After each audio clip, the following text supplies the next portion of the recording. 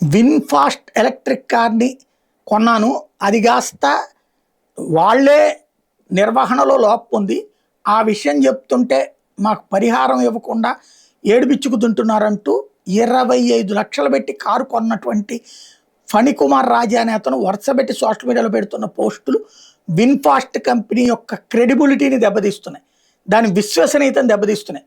వాళ్ళు ఎందుకు అట్లా చేస్తున్నారో తెలియదు.